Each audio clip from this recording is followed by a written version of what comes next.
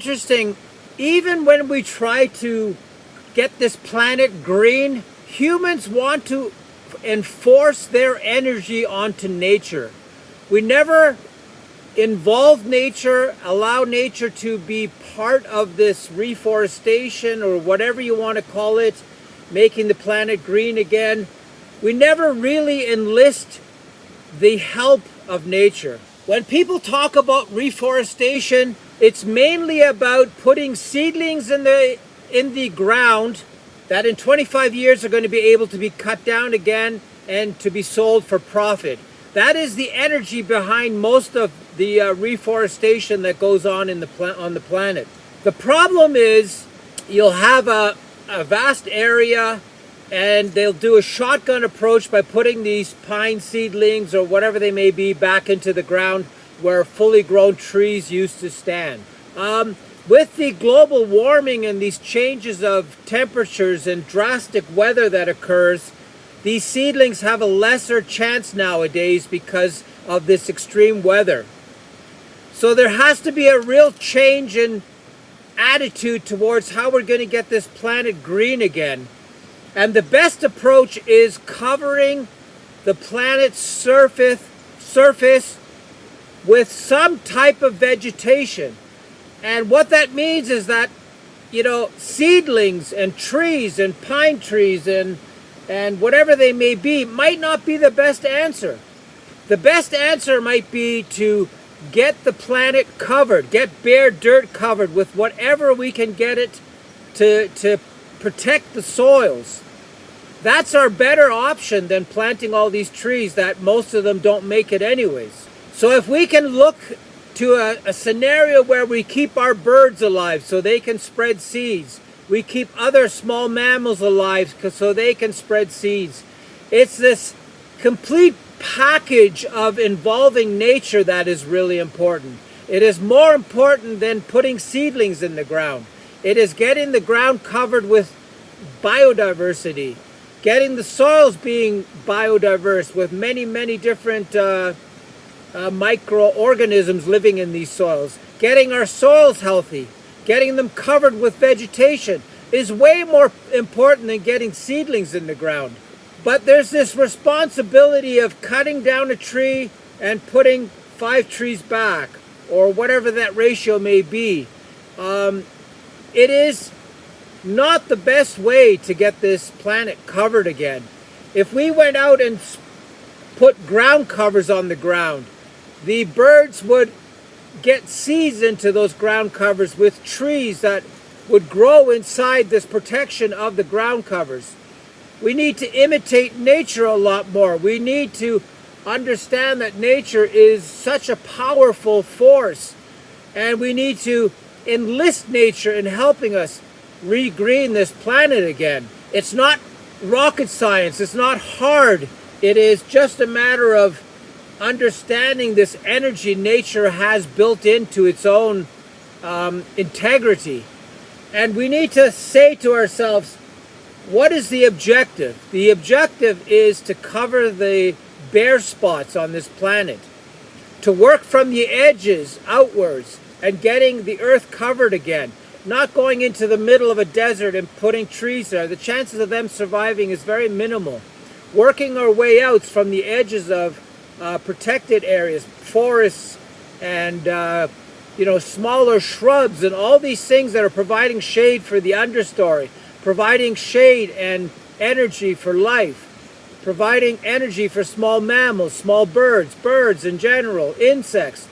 That is the objective, is to get more of nature back, more of nature covering the planet, not having these massive areas with 10,000 trees planted. Getting the ground covered is number one. Digging out some secret weapons like bamboo. Bamboo is such a strong plant for sequestering CO2. It is such a strong plant in terms of you cut it down, it grows back. It is basically indestructible.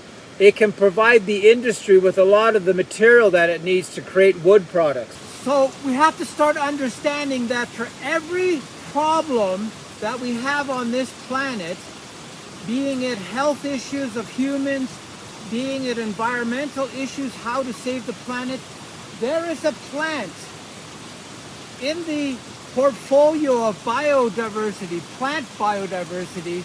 There's a plant that has a solution for every problem we have. And humans need to start listening to that.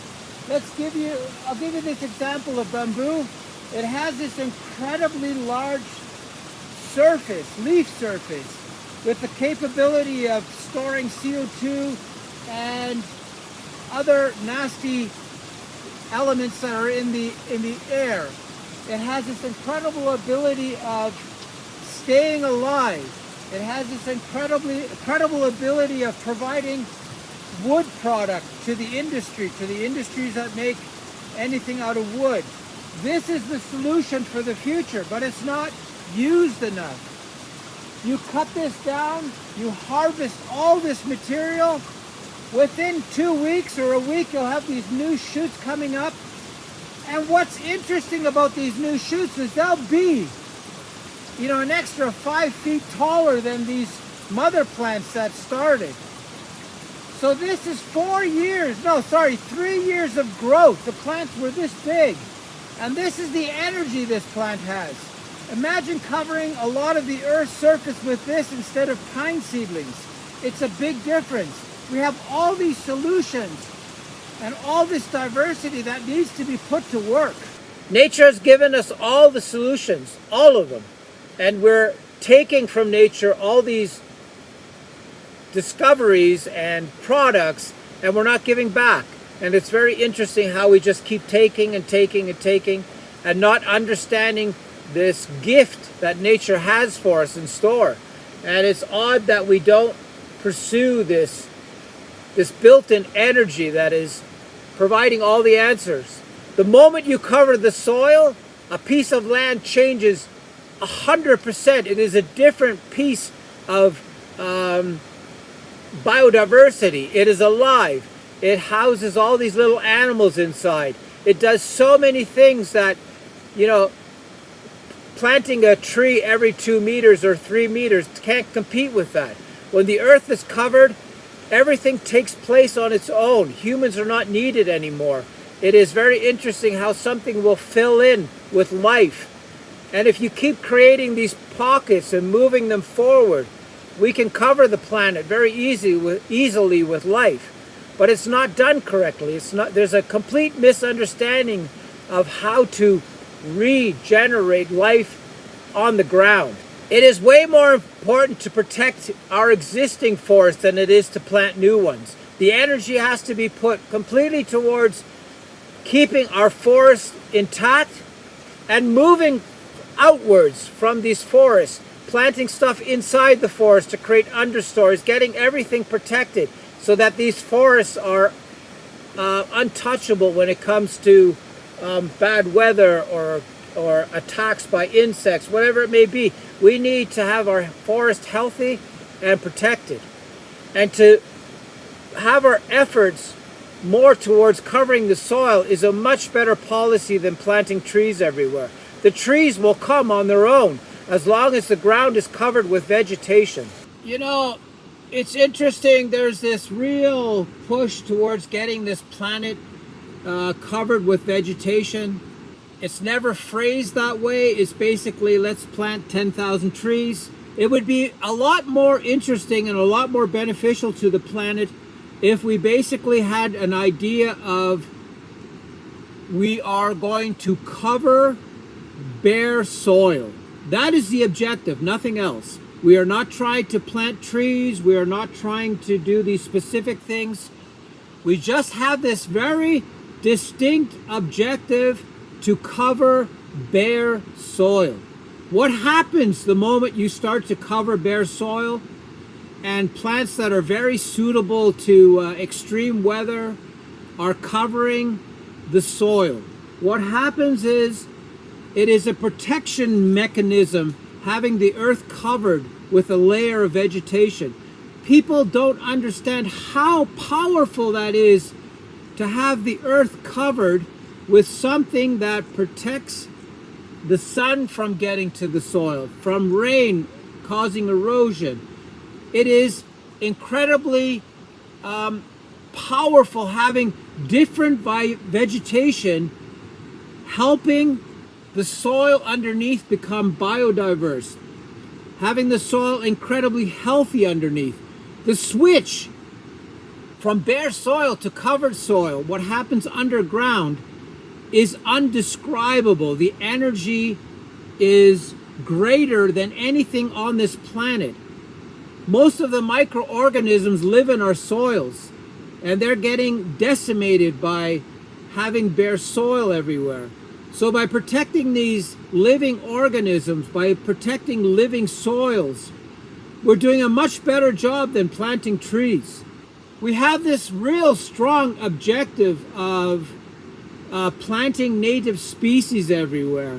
I'm a big fan of it, but maybe there is a better plan now where we have to say we have to cover the planet with green matter. We might have to use plants that we don't want to use because they're not native, but they might have the energy, this energy that we don't have with native plants, to cover vast areas in very quick time. Nature is very much like a virus. If you start covering the planet, these types of vegetations have this desire to move themselves into new areas, to cover more and more of the planet. Nature can do a lot of the heavy lifting for us, but we don't involve nature enough. We don't say, look, we've got to protect all these bird species so they can eat the seeds off these plants and shrubs and spread them throughout the environment. Now what happens if you are a bird and you've eaten a bunch of seeds, you're not going to go into the middle of the desert to poop. You're going to find a very sheltered area where you feel comfortable, and that's where existing vegetation already is. We have so many birds in here. Why? Because they feel absolutely sheltered in this space. They can hide. They can go in between branches. They can go in between shrubs. They can hide. They can nest here. They can find food. So there's this massive circular activity that goes on when the earth is covered with vegetation, period, not being so specific that you're putting 10,000 pine trees on 50 acres. It is a very natural way of moving the land from being bare to being covered. And it's this natural processes that humans need to imitate and implement. And nature simply needs a push. Nature doesn't need us to hold its hands. It just needs to say, look, here's some good soil. We're putting these seeds in the ground. We're going to create all this ground cover for you. The birds are going to come and eat the seeds, and they're going to poop there. They're going to bring large trees in. They're going to bring their own energy back to the ground. You're going to have mammals that are eating seeds and moving them 500 feet. There's all this activity that's going on in a healthy area where vegetation is covering the ground. We don't have that anymore. Humans are actually eliminating that, by building houses and building developments and cutting down forests, and we're doing all the opposite things that are creating more and more bare dirt. And this idea of having our plants process CO2 to save the greenhouse effect from taking over the planet has to be acted on now. And it seems that, a lot of people are understanding that planting these trees without any supervision in these extreme weathers doesn't work anymore. There has to be a more planned effort of firstly covering the soil completely so there's no erosion, burnout, there's protection. And that protection allows bigger trees to start to creep out through the understories that have created. And once these trees start to establish themselves, they will protect everything underneath it. So it's this cycle of creating microclimates and micro environments that are way more important than planting trees. We have to get away from that. We have to cover the earth and let nature do a lot of the heavy lifting for us.